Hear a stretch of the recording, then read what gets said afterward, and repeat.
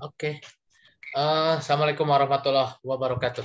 Saya awal lagi dengan Bismillah ya. Oke, silakan closing statement dari kelompok 2 ya. Kelompok 2. Closing statement dulu, silakan.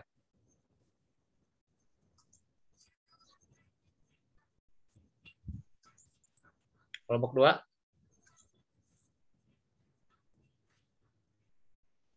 Kelompok 2 mana kelompok 2? Belum pada masuk ya? Kesimpulannya aja kali ya, Pak ya? Closing aja, nggak apa-apa, closing aja. Closing aja. Oh, closing aja. Ya. Silakan. Oke.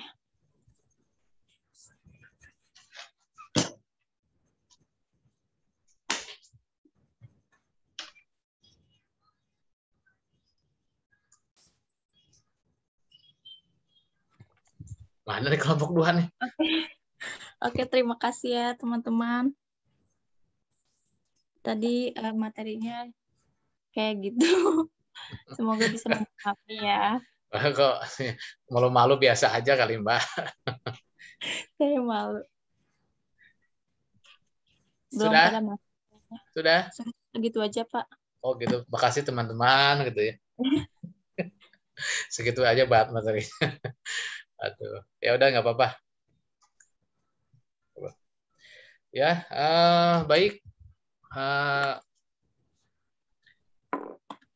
Mari kita sama-sama lanjutkan bahasan kita ya.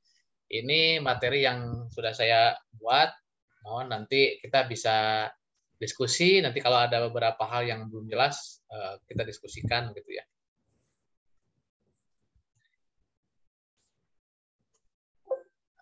Oke. Etika bisnis, GCG, dan bisnis internasional. Ya, banyak tadi yang sudah disampaikan oleh kelompok kedua, kemudian juga diskusi kita juga sudah panjang juga kita membahas ini itu. Nah, barangkali ini sebagai pelengkap gitu ya, pelengkap ataupun ya suatu hal yang baru mungkin saja gitu ataupun suatu hal yang sering kita dengar ini untuk mereview pemahaman atau ingatan kita selama ini tentang etika bisnis, GCG, dan bisnis internasional. Kalau kita tanya, kita menjadi bahan diskusi, kenapa etika ini penting? Apa sih yang dimaksud dengan etika? Nah, pentingkah dalam bisnis menggunakan etika? Why? Gitu ya. Kenapa penting gitu? Kenapa penting sekali ketika kita berbisnis, ketika kita melakukan bisnis, etika ini harus dipakai, harus diterapkan gitu ya. Tadi juga sudah banyak yang kita ulas, kita sampaikan gitu ya, mengenai urgensi dari etika ini dan definisinya. Nah, sehari-hari kita sering mungkin mendengar kata etika ya, tidak salah ya apa yang kita sering terjemahkan selama ini tentang etika gitu ya.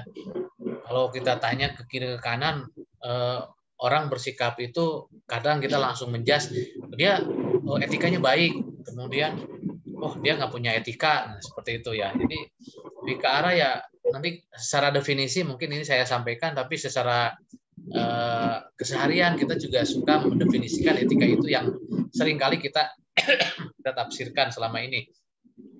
Berasal dari bahasa Yunani kuno, yaitu ethos atau kebiasaan, ya, adalah watak atau perasaan, kemudian sikap, cara berpikir gitu ya, cara berpikir, kemudian akhlak, watak, dan sebagainya. Nah, pengetahuan buat kamus bahasa Indonesia atau Purwademinta, etika adalah ilmu pengetahuan tentang akhlak atau moral ya, akhlak atau moral. Kalau kita mungkin di sini kalau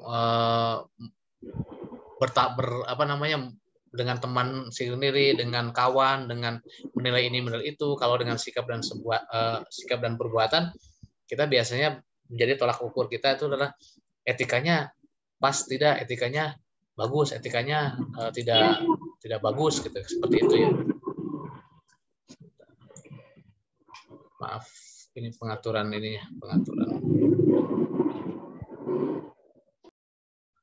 Sebentar. Ini pengaturan mana ini ya? Yes. komputernya. Oke. Maaf, Ustaz.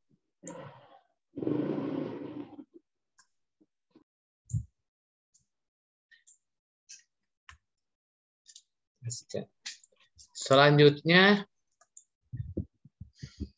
etika atau etik sebagai pandangan manusia dalam berperilaku menurut ukuran dan nilai yang baik. Nah, itu menurut O.P. Simorangkir. Lalu menurut Magnesius Seno, etika adalah sebuah ilmu dan bukan sebuah ajaran yang memberi kita norma tentang bagaimana kita harus hidup adalah moralitas. Kemudian etika adalah sikap seorang dan kelompok masyarakat dalam merasasikan moralitas dalam kehidupan sehari menurut ukuran dan berperilaku yang baik. Ya, sikap moral, kita kalau benar kata etika lebih tepat kita mendefinisikan ya, sikap moral yang baik, sikap moral yang kurang baik gitu ya.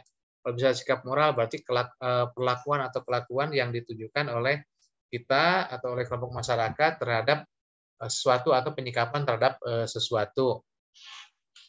Selanjutnya etika bisnis ya. Karena dalam bisnis kita saat ini bicara bisnis, tentu etika bisnis ini hal yang tidak boleh dilupakan karena tadi beberapa impact yang sudah kita bahas panjang lebar tadi di awal gitu ya. Sederhana singkatnya saja, kalau kita berbisnis dengan orang yang dia mengenyampingkan etika, rasa kepercayaan kita terhadap dia juga akan luntur. Kemudian ada ketidaknyamanan ya.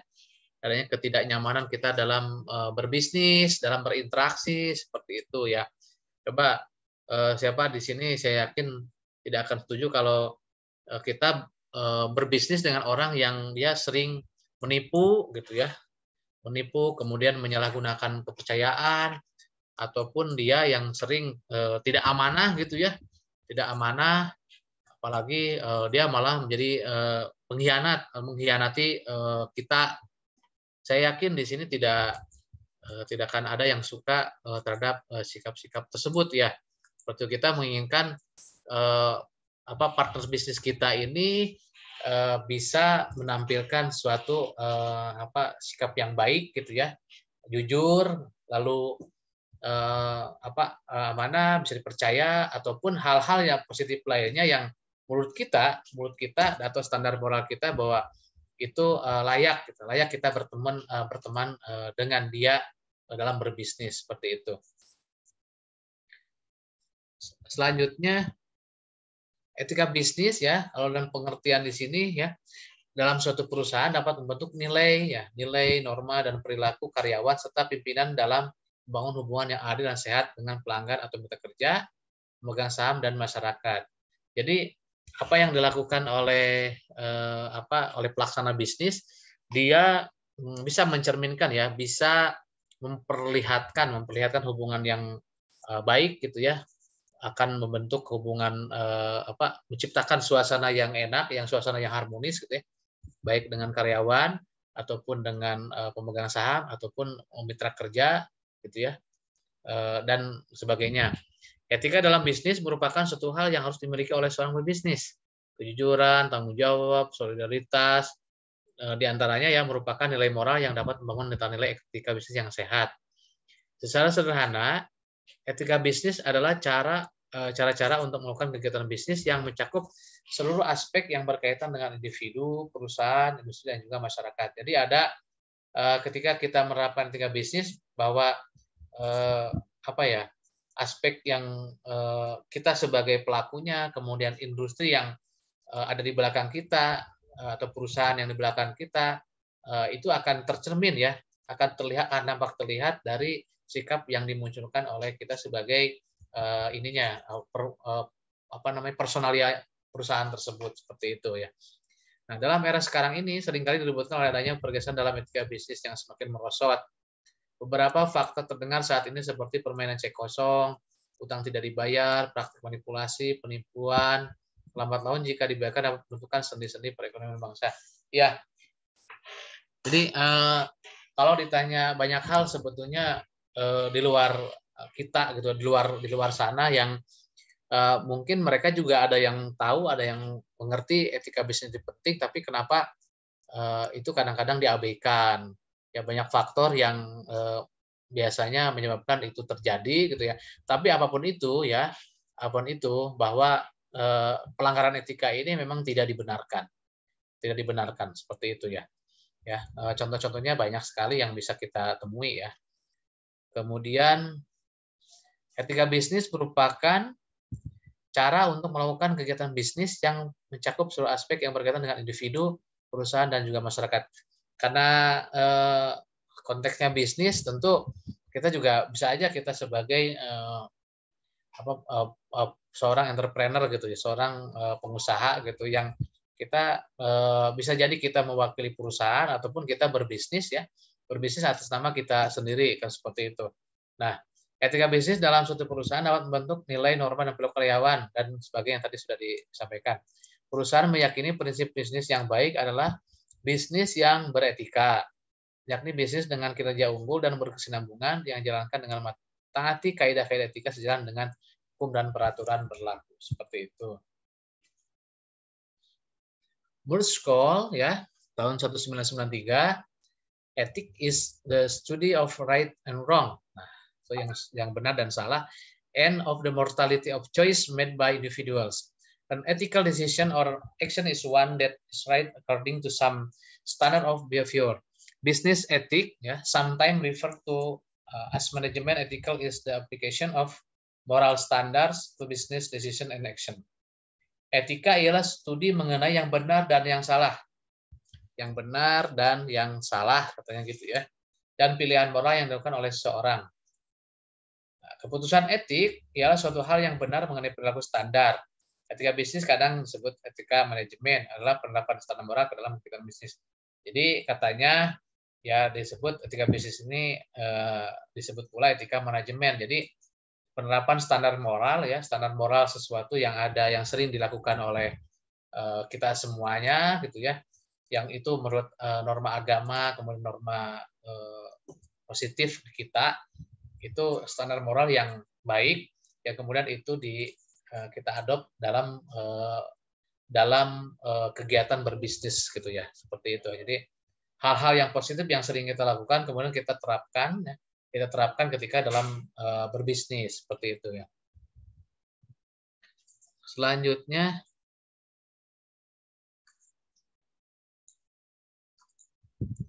faktor yang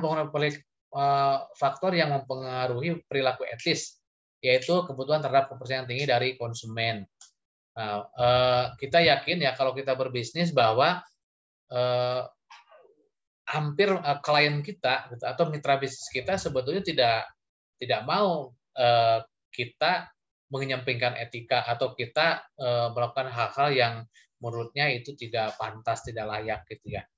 Jadi karena ada kepercayaan tinggi dari konsumen, maka dia dituntut untuk menampilkan pribadi atau kelakuan-kelakuan yang baik gitu ya, yang ramah misalnya gitu, kemudian yang sopan, bahkan kelihatan care-nya di sana, ataupun kita hadir di sana dalam berbisnis itu bahwa kita mampu hadir di tengah dia butuh sesuatu, kemudian kita bisa memberikan kepercayaan yang tinggi terhadap produk yang mau kita berikan ya kepada pelanggan kita misalnya seperti itu, atau kepada klien kita seperti itu. Nah, hukuman atau sanksi moral. Hukuman atau sanksi moral. Hukuman atau sanksi moral ya, bahwa tahu bahwa kalau kita berbuat bisnis mengenyampingkan etika, maka tentunya ini ada sanksi moral yang akan kita terima, ada hukuman yang akan kita peroleh jika kita seenaknya berbuat atau memperlakukan klien kita atau mitra bisnis kita seenak hati ya. Tentu hal yang akan kita dapatkan adalah hukuman akibat pelanggaran yang kita lakukan. Misal kalau kita tadi kita memberikan cek kosong gitu ya, tentu kita akan tahu bahwa ini konsekuensinya adalah ini bisa dipidana. Kemudian kita menipu, kemudian dan sebagainya, itu hukuman ini pasti akan datang mendera kita gitu kalau kita melakukan seperti itu. Nah, kalau kita melakukan bisnis yang tidak sehat, yang tidak pakai etika, sehingga ini akan membuat kita sadar bahwa ini jangan kita lakukan hal tersebut karena ini ada aturan, ada regulasi di sini yang selalu mengawasi kita. Lalu sanksi moral. Sanksi moral pun demikian ya. Kalau kita berbisnis tidak memiliki etika, tidak pakai etika, maka hal yang paling minimal yang akan kita dapatkan ya, jika itu kita lakukan dengan tanpa etika adalah kepercayaan yang turun ya dari kolega kita atau dari partner kita. Kemudian ya paling tidak kita akan mendapat omongan yang tidak baik gitu ya, omongan tidak baik atau bulian yang tidak nyaman gitu ya, bahwa kita dikata-katain dia bahwa buat apa berbisnis dengan dia, barangnya tidak bagus, kemudian cacat dan sebagainya gitu ya. Jadi dia mungkin si klien kita atau klien kita atau partner bisnis kita dia tidak melaporkan ke sisi hukum gitu ya. Tapi dalam sisi moral itu sudah menjadi cap yang negatif, yang cap yang tidak bagus seperti itu ya. Nah, ini sanksi moral ini. Lalu pengetahuan pebisnis. Ini juga pengetahuan pebisnis karena semakin si bisnismen ini yang mengerti bahwa banyak hal yang dia harus performkan, dia harus tampilkan kepada kliennya, kepada pelanggannya, maka dia atas dasar itu dia mencoba menampilkan sesuatu yang umumnya tahu gitu, umumnya senang dengan sikap-sikap yang dilakukan, ataupun dia membuat suatu terobosan-terobosan yang inovasi-inovasi baru sehingga si pelanggan atau si mitranya itu merasa nyaman dengan dia gitu. Bisa aja kan etikanya sudah bagus, dia sudah tampilkan, kemudian ada kelebihan-kelebihan dibanding pebisnis yang lain yang bisa dia berikan, yang bisa dia tawarkan kepada klien atau pelanggannya gitu ya, sehingga orang menganggap bahwa ini punya nilai lebih dari yang lainnya gitu ya. Betul, yang lainnya sudah menampilkan perform yang baik, etika yang baik, tapi ini kayaknya ada lebihnya. Misal dia ternyata mengenal kita lebih lanjut, atau kemudian dia ada rasa kepedulian yang lebih tinggi, tidak serta-merta dia hanya menjual begitu saja, tapi dia sampai coba mengecek kita atau menanyakan produknya setelah kita beli dan sebagainya gitu. Kan kadang-kadang ada yang dia hanya sebatas menjual begitu saja, ada juga dia yang lebih jauh dari itu dia ada rasa care untuk mencoba bertanya bagaimana keadaan atau bagaimana produk yang sudah dinikmati, apakah menyenangkan atau bagaimana, terus kemudian adakah masukan-masukan yang bisa diberikan kepada kami. Kan luar biasa kan, kita kadang-kadang kan hal positif yang itu sudah bagus, kita juga sudah ada rasa simpati atau rasa senang, apalagi kalau dia bisa memberikan suatu hal yang positif yang lebih dari itu gitu kan, tawaran yang lebih, sehingga kita menjadi nyaman berbisnis dengan dia gitu atau dengan kita. Lalu yang keempat, faktor yang mempunyai perilaku etis, kenapa orang berperilaku etis, ada peran pemerintah. Nah, ada peran pemerintah. Kadang-kadang kita ini kan pemerintah ini kan yang punya kuasa ya. Pemerintah ini yang membuat regulasi, aturan dan sebagainya, sehingga ada beberapa hal yang membuat kita ini ya merasa ini penting kita lakukan, bukan hanya sesuai dengan aturan perundang-undangan, lalu juga karena ada peran pemerintah yang kadang-kadang menggiring untuk mencoba lebih memberikan saran, dorongan, masukan gitu untuk melakukan hal yang positif lainnya ketika dalam berbisnis seperti itu. Pemerintah di sini bagus juga ya memberikan saran-saran atau peringatan atau himbauan dan sebagainya ketika dalam berbisnis apa yang sebaiknya dilakukan gitu kan. Jadi mengingatkan jangan sampai ini ada terjadi pelanggaran ataupun hal-hal yang tidak baik yang terjadi ketika dalam berbisnis seperti itu. Nah, 4 hal ini diantaranya yang menjadi faktor pengaruh ya. Jadi kalau ini untuk jadikan bahan penelitian bisa jadi ya. Jadi pengaruh perilaku etis terhadap kinerja karyawan, dan seperti itu kan bagus tuh ya. Jadi variabel ini kita bisa mengujikan, bisa diteliti gitu ya, pengaruh perilaku etis terhadap kinerja karyawan di perusahaan apa. Nah, ini bahan skripsi nih, bagus nih ya. Jadi nanti cara analisis datanya ini pakai regresi linear ya, analisis data statistiknya ya. Pengaruh etika nanti variabel X-nya Anda bisa dari kebutuhan kepercayaan tinggi konsumen, kemudian hukum atau sanksi moral, ada pengetahuan bisnis, ada peran pemerintah. Ini variabel-variabel yang menjadi pengaruh atau prediktor ya. Jadi variabel independennya, kemudian performa karyawannya itu variabel dependennya. Itu bagus tuh, X dan Y-nya seperti itu. Ini banyak sekali mahasiswa yang buat skripsi ya, bentuknya deskriptif, verifikatif, menguji pengaruh ya. Pengaruh etika perilaku etis terhadap kinerja karyawan di perusahaan A. Mantap nih. Jadi bahan skripsi itu lumayan. Selanjutnya, keputusan yang etis adalah keputusan yang diambil dengan penuh rasa tanggung jawab ya, karena ada rasa etika bisnis di sana yang dia pahami. Kemudian tentu keputusan-keputusan yang keputusan yang dihasilkan pun, keputusan yang disampaikan pun, ini adalah keputusan yang penuh rasa tanggung jawab ya, serta kejujuran terhadap langkah yang diambil guna mendapat kepercayaan tinggi dari konsumennya terhadap produk, barang atau jasa yang ditawarkan. Jangan lupa bahwa kepercayaan konsumen ini ya, kepercayaan ini kan sangat mahal ya. Jadi trust ini luar biasa harus dibangun oleh seorang pebisnis supaya bisnisnya tetap jalan, supaya going concern perusahaan ini tetap berlanjut ya. Jadi kalau bagaimana masyarakat bisa percaya kepada perusahaan penyedia gitu ya, jika tidak bisa dipercaya ya tadi ya. Jadi perusahaannya banyak melakukan hal-hal yang tidak menyenangkan gitu kan. Ini kepercayaannya luntur, maka lambat laun akan ditinggalkan seperti itu.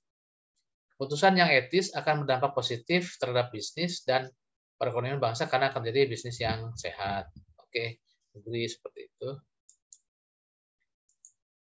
Selanjutnya, tadi juga ada disampaikan ya oleh kelompok 2, 3 pendekatan tingkah laku etika bisnis ya. Ada utilitarian approach. Jadi setiap tindakan harus didasarkan pada konsekuensinya. Seorang yang harus mengikuti cara-cara yang memberikan manfaat kepada masyarakat, cara yang tidak membahayakan dan membahayakan. Ada individual right approach, ada justice approach. Jadi ada pendekatan karena lihat dari asas manfaatnya gitu ya. Kemudian pendekatan karena memang hak masing-masing manusia ini memiliki hak dasar ya. Individual right approach. Jadi pendekatan bahwa yang pada dasarnya orang tuh memiliki hak-hak dasar gitu ya. Hak-hak dasar yang harus dihormati gitu dalam segala tindakannya. Jadi kita melakukan bisnis itu karena apa gitu ya. Pendekatan tingkah laku bisnis ya karena memang kita pada dasarnya kita adalah manusia yang kita memiliki hak dasar yang memang harus dijaga, dihormati gitu ya. Hak dasar kita teman sendiri ya, teman-teman di sini antara satu dengan yang lainnya kan kita saling menjaga etika ini karena kita tahu bahwa mereka juga perlu penghargaan kita, perlu kita hargai gitu ya. Sehingga akan terjadi bisnis yang sehat ya. Tingkah laku yang baik kemudian dalam berbisnis pun akan berimpact kepada bisnis yang baik juga gitu. Atau kedua juga karena dirasa memang ada konsekuensinya yang harus diingat bahwa seorang harus mengikuti cara-cara yang memberikan manfaat kepada masyarakat. Cara yang tidak membahayakan dan biaya yang kecil. Jadi ada beberapa tindakan yang memang kalau itu dilakukan dengan cara pakai etika bisnis itu mungkin akan lebih efisien dibanding dengan bisnis yang tidak mempedulikan asas tidak pakai etika. Misal begini, kalau saudara mungkin berbisnis lalu dengan cara kekerasan gitu ya, cara kekerasan seenaknya melakukan sesuatu hal karena kita punya kuasa, kita begitu seenaknya saja tuh berbisnis. Ya mungkin bisnis berhasil gitu ya. Tapi cost-nya tinggi. Karena apa cost-nya tinggi? Ya akhirnya orang banyak protes, kemudian banyak juga tidak puas gitu kan dengan cara yang dilakukan. Nah, ini bukan efisien jadinya kan akan timbul cost untuk menengahi hal-hal yang seperti itu gitu ya. Nah, itu ya. Kemudian individual right approach ya, jadi pendekatan bahwa masing-masing menyadari bahwa kita punya hak-hak dasar yang harus kita hargai gitu, yang harus kita hormati. Untuk pada dasarnya semua akan merasa nyaman kalau kita saling menghargai satu dengan yang lainnya. Lalu ada justice approach, ada bertindak adil dalam memberikan pelayanan kepada pelanggan, baik secara perorangan maupun secara kelompok. Bahwa ingat bahwa di sana kalau kita berbuat sesuatu yang aneh-aneh maka ada ada konsekuensi yang menanti gitu ya. Jadi ada ada kontrol ya, ada kontrol dari sisi yang lain yang itu kalau kita berbuat yang baik maka akan diberikan suatu reward. Tapi kalau kita berbuat tidak baik dan berbisnis, maka akan ada punishment yang mendera kita seperti. Jadi ada just approach, jadi ada pendekatan secara hukum ya, secara keadilan dan sebagainya gitu ya. Sehingga itu kalau ini dilakukan ya, bahwa pendekatan-pendekatannya tinggal laku active bisnis, maka ya akan terlihat performan dari bisnis yang sehat ya. Semuanya ini sepertinya ini mirip-mirip dengan yang tadi ya, faktor pengaruh etika seperti itu. Nah, tujuan etika bisnis ya kita sudah sama paham ya, sudah banyak diulas juga, menjalankan dan menciptakan bisnis seadil mungkin ya, serta menyesuaikan hukum yang sudah dibuat, lalu menghilangkan ketergantungan pada sebuah kedudukan maupun perusahaan. Jadi kalau udah etika bisnis ini dijalankan, akan ada suasana bisnis yang adil gitu ya. Adil itu kan bukan berarti sama rata ya, tapi menempatkan sesuatu memang pada tempatnya lah gitu ya.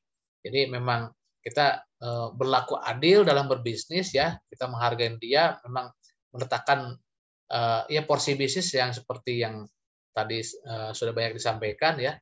Ini tentu etika-etika bisnis ini kalau dijalankan ya akan mengarah kepada suatu keadaan yang sangat baik gitu ya. Jadi ada bisnis yang adil, kemudian juga katanya ada menghilangkan ketergantungan pada sebuah kedudukan individu maupun perusahaan. Jadi dengan etika bisnis sebetulnya tidak tidak tergantung. Ini mungkin at least dua hal ini ya. Kalau kita mau tambahkan tujuan etika bisnis, sebetulnya banyak hal yang bisa kita tuliskan di sini gitu ya. Ini at least dua hal tersebut yang dituliskan. Kalau Anda punya pendapat yang lain, kenapa sih etika bisnis, tujuannya apa? Ya itu banyak. Silakan ditulis saja gitu ya. Itu saja untuk memperkaya wawasan kita. Jadi bukan hanya top 2 ini gitu seperti itu. Lalu fungsinya mengurangi dana akibat dari mencegah friksi atau perpecahan baik di internal maupun eksternal, lalu membangkitkan motivasi pekerja agar terus meningkat, melindungi prinsip dalam kebebasan berdagang atau berniaga dan sebagainya. Serta dapat menciptakan keunggulan dalam bersaing, lalu melindungi prinsip kebebasan berniaga dan mampu meningkatkan keunggulan bersaing. Ini bersaing ini sama ya. Sorry, ini sebetulnya ini nomor 2 ini harusnya di enter ya. Tidak 3 dan 4 ini mirip nih. Melindungi prinsip kebebasan berniaga. Sorry, maaf ya. Jadi nomor 1, 2, 3-nya itu adalah melindungi prinsip kebebasan berdagang dan keempatnya menciptakan keunggulan bersaing. Jadi ada 4, yang 3-4-nya, yang nomor 2-nya ini nanti dicoret saja ya dari sini ya. Membangkitkan motivasi bekerja agar terus meningkat titik. Nah, gitu ya. Nomor 3-nya melindungi prinsip kebebasan berniaga dan 4 mampu meningkatkan keunggulan bersaing. Keunggulan bersaing ini jadi ada suatu nilai lebih kita perusahaan dibanding dengan yang lainnya gitu. Kalau kita bisa menampilkan etika bisnis ya, usaha-usaha yang itu dilandasi dengan etika bisnis yang sehat, maka akan terlihat lebih lebih baik di mata orang gitu dibandingkan dengan yang lainnya. Nah, keunggulan bersaing itu ini sangat penting supaya kita bisa, kan ini persaingan kan ketat. Paling tidak kita bisa menonjolkan satu hal atau 2 hal yang buat kita berbeda dengan yang lain, tapi dalam hal yang positif tentunya seperti itu ya. Apalagi perusahaan-perusahaan pelayanan gitu, jasa dan sebagainya tentu dituntut untuk ya bukan hanya barang yang kita ini kan, tapi jasa juga, itu juga penting kita perlihatkan kepada pelanggan kita gitu seperti itu. Prinsip etika bisnis, prinsip otonomi dalam etika bisnis, kejujuran, keadilan, integritas, komitmen, loyalitas, atau patuh aturan, jaga kepentingan, menjaga reputasi dan sebagainya. Ini prinsip etika bisnis ya. Bisa kita baca ya. Ada 9, banyak, nah mungkin ditambahkan lagi silakan gitu ya. Lalu contoh perlakuan bisnis terhadap kolega atau mitra. Nah, ini mah lebih ke arah ke teknis gitu ya. Jadi kalau Anda memulai ketemu seseorang, mungkin ada banyak hal sebetulnya yang bisa kita munculkan, bisa kita tampilkan kan dalam berbisnis itu, bagaimana kita supaya menarik ya orang tertarik terhadap kita lah gitu ya. Intinya seperti gitu. Ini contoh nih, salah satu contohnya saja. Mungkin juga banyak contoh perlakuan yang bisa kita ilustrasikan, yang kita gambarkan. Sebutkan nama lengkap. Nah, nama lengkap ini penting ya, nama lengkap. Jadi kita supaya tahu nama kita gitu ya. Karena terkadang ada rasa yang berbeda kalau kita tidak menyampaikan nama kita gitu ya. Atau mungkin di sini akan lain apa rasanya kalau saya manggil orang itu dengan hey, hey kamu, hey. Tapi kalau kita sebutkan namanya gitu ya, namanya, kemudian apalagi ada ya embel-embel itu menghargai kita gitu. Misal nih di sini ada Mbak Devi ya, Mbak Devi Asrika, Ariska, Mbak Febi, Bita dan sebagainya. Kalau sampaikan kalau kita nama kita di mention gitu ya, mention kita ada rasanya ada gimana gitu ya, perasaan tuh agak beda, betul nggak? Mbak Dewi Aprianti, tentu akan lain rasanya jika saya bilang, hei kamu gitu.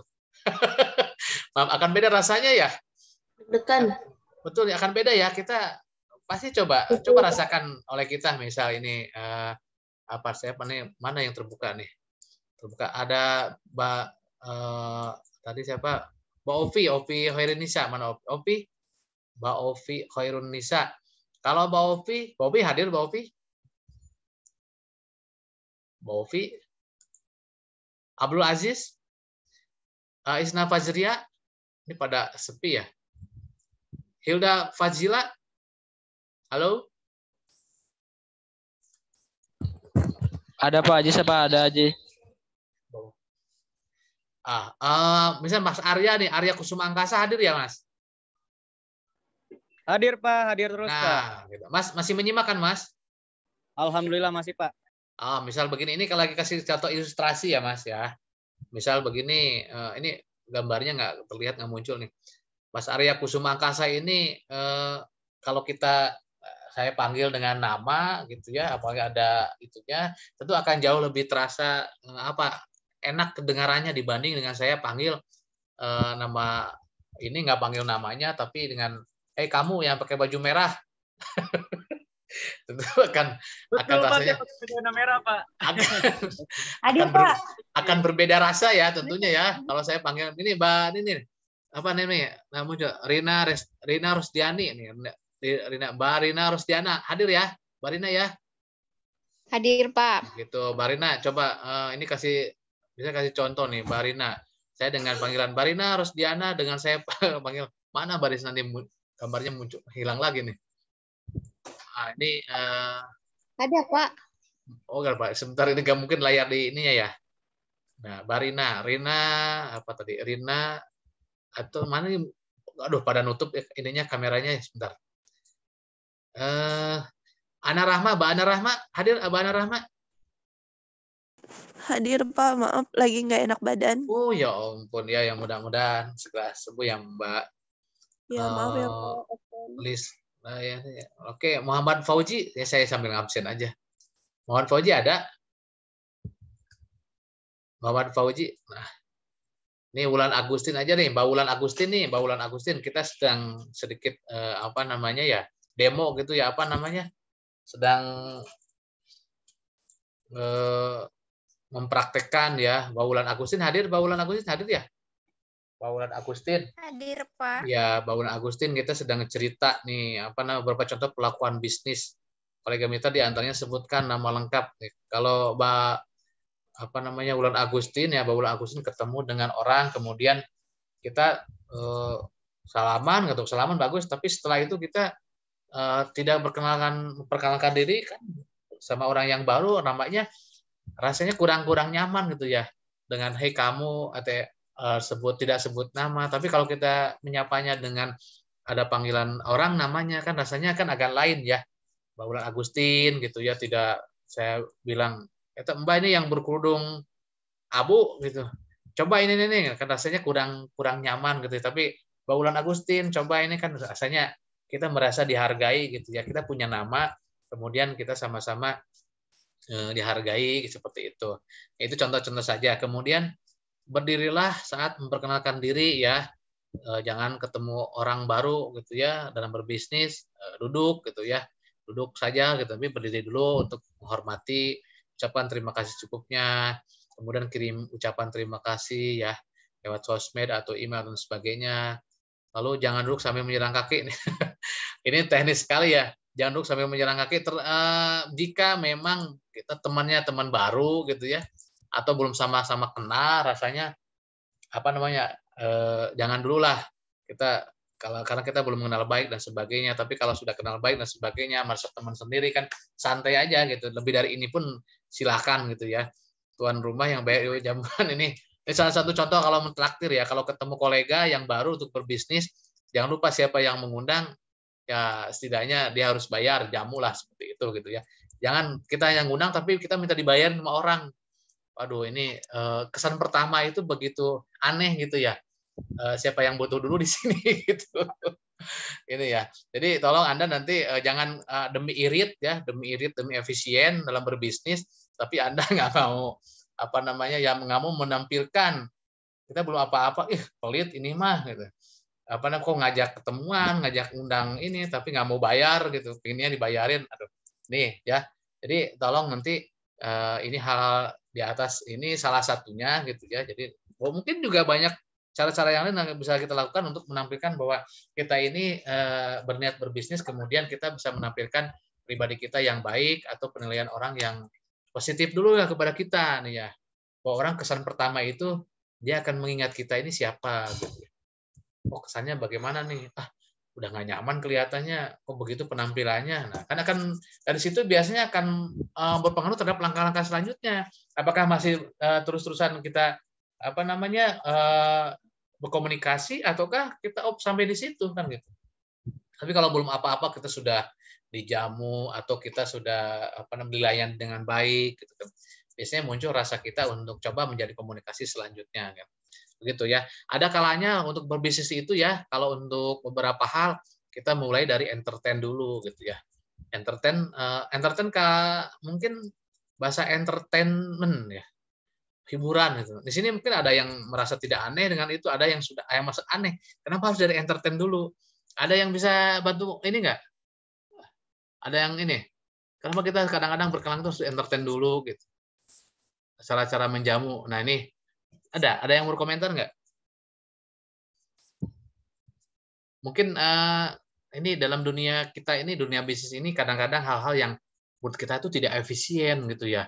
Tapi memang ini penting. Banyak hal yang dilakukan oleh pebisnis yang besar gitu. Mereka memulai bisnis atau berkenalan dengan bisnis dengan kolega atau mencari partner baru itu dengan hal-hal yang menurut kita tidak efisien. Seperti apa? Main golf. Main golf, tahu kan main golf? Tahu ya? Golfnya tahu Pak, tapi cara permainannya saya nggak tahu. One in the hole, one apa tuh. Pernah lihat doang, Pak. Olahraga nggak jelas. Ini tembakan saya mah Pak. Rebutin bola. Olahraga orang kaya Pak, orang kaya. Oh, Sultan itu Pak ya. Iya benar-benar. Iya kan gitu. Aku baru lihat di YouTube doang. Iya, anggaplah kita masuk ke dunia mereka gitu ya. Sama saya juga suka main golf dan tidak pernah main golf, tidak ini ditawarin juga nggak mau saya. Saya bilang ini olahraga head on ini. Iya betul Pak. Jadi tapi mungkin banyak yang boleh setuju boleh tidak gitu ya. Jadi ceritanya beberapa teman saya dia melakukan itu. Jadi Pak Amin golf aja. Saya bilang saya lebih baik golf, baik naik gunung aja saya bilang gitu kan. Atau bersepeda gitu ya. Nah kebetulan beberapa teman saya dia melakukan itu. Jadi berkenalan dengan pemberi kerjaan ataupun dia partner bisnis ya dari lapangan golf dulu gitu kan, ada entertain dulu ataupun ya hiburan-hiburan yang menurut mereka itu kadang-kadang kita gimana ya, mungkin boleh agree boleh tidak gitu ya, boleh agree boleh tidak, bukan hanya golf atau hal-hal yang menurut saya kita tidak efisien. Kalau kita bicara suatu hal yang menurut kita ya, wah ini tidak baik gitu, melanggar norma-norma gitu, nggak usah lah kita lakukan seperti itu. Apakah memang itu cara satu-satunya untuk kita bisa menambah partner bisnis? Kan belum tentu juga kan seperti itu. Tapi ada orang yang berpendapat dia bisa itu akibat dia suka menjamu seseorang meskipun itu ya kadang-kadang tidak pantas seperti itu. Sebagainya mungkin di sini bisa menangkap apa yang saya sampaikan ya. Intinya bahwa beberapa bisnismen dia melakukan hal tersebut untuk bisa bisa menarik minat kolega bisnisnya supaya percaya dia ataupun jadi mitra bisnisnya gitu, seperti itu ya. Ya, itu beberapa hal saja gitu ya. di golf atau olahraga apapun atau entertain apapun gitu ya, beberapa hal. Tapi juga ada juga yang bisnisnya yang biasa-biasa saja juga tidak masalah ya. Menurut saya sih normal-normal saja lah gitu ya, normal-normal saja. Pada hakikatnya juga pada semua orang punya gambaran atau punya pengetahuan standar yang baik ini seperti apa gitu ya. Masa kita tidak kita tidak harus seperti mereka yang tidak efisien. Menurut kita juga kita bisa melakukan bisnis itu, yang penting kita bisa menjaga trust gitu ya, kejujuran, kemudian amanah, kemudian performance yang baik terlihat gitu, seperti itu. Iya benar. Selanjutnya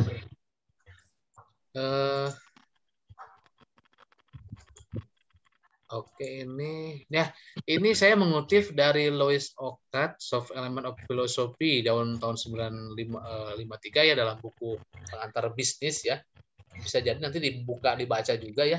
Ini tidak saya jelaskan lebih lanjut. Ada 3 kata beliau ya. Ada 3 bagian definisi etika berdasarkan pengertian terbagi menjadi 3 bagian. Definisi etika deskriptif, etika yang menelaah secara kritis dan rasional tentang sikap dan perilaku manusia serta apa yang dikejar oleh setiap orang dalam hidupnya sebagai sesuatu yang bernilai. Ini filosofi ya, lebih ke arah filosofinya mungkin seperti itu ya. Kemudian etika normatif sering dipandang sebagai suatu ilmu yang mengadakan ukuran-ukuran atau norma yang dapat dipakai untuk menanggapi atau menilai perbuatan dan tingkah seorang dalam bermasyarakat. Kemudian etika satu lagi apa ya? Etika kefilsafatan ini apa ya? Maaf sebentar. Etika kefilsafatan ya. Etika kefilsafatan. Jadi normatif, kemudian ada 3 bagian, deskriptif, lalu normatif, apalagi satu lagi ya.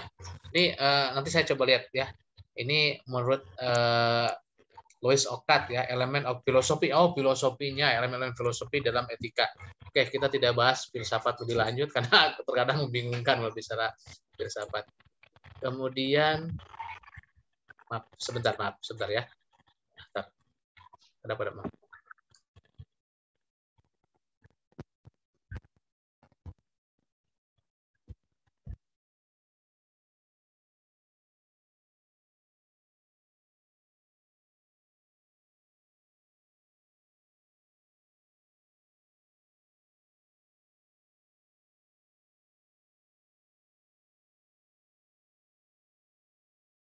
Ya, maaf ini ada tamu katanya.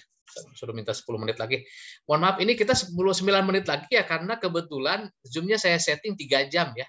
Jadi saya skip aja ya nanti supaya nanti ada closing statement ya. Udah 19.22 jadi kita berakhir 19.30. Maaf sebentar ya. Nah, GCG oke. Untuk GCG ya tadi sudah banyak disampaikan ya, kita sudah banyak bicara itu ya. GCG ini saya sampaikan maksud dan tujuan penerapan GCG tadi secara oral ya sudah disampaikan juga. Kemudian ini juga variabel GCG juga sudah disampaikan tadi ya. Ini di peraturan Menteri BUMN nomor 1 tahun 2011 tentang tentang GCG ini juga ada gitu ya. Jadi saudara bisa dilihat. Iya 2012 itu Pak. 2011 coba Mas lihat lagi. Oh iya 2011 benar. Ya. Itu nanti dilihat lagi, terus kemudian untuk penjelasan lebih lanjut silakan dibuka. Bahkan ada satu buku yang saya punya itu khusus membahas GCG ya. Nanti saya coba perlihatkan bukunya mungkin saya fotokan gitu ya. Karena kebetulan kan ini salah satu bahan materi disertasi saya di GCG ini salah satunya seperti itu. Kemudian untuk penjelasan lebih lanjut tadi sudah banyak kita bedah termasuk kendala dan sebagainya. Lalu ini ya ada transparansi, ada accountability, responsibility, independensi dan fairness. Lalu perdagangan internasional tadi juga sekilas sudah disampaikan oleh kelompok 2 bahwa sebetulnya perdagangan internasional ini ya ada kebutuhan yang memang tidak bisa dipenuhi oleh di dalam satu negara itu sendiri gitu, sehingga perlu bantuan negara lain ya, ini seperti itu ya. Jadi ada proses transaksi yang melibatkan negara satu dengan yang lainnya. Ini manfaatnya tentu ya ada barang-barang yang bisa diperoleh ya, yang dapat diproduksi di dalam negeri. Kemudian ada keuntungan tentunya di sana.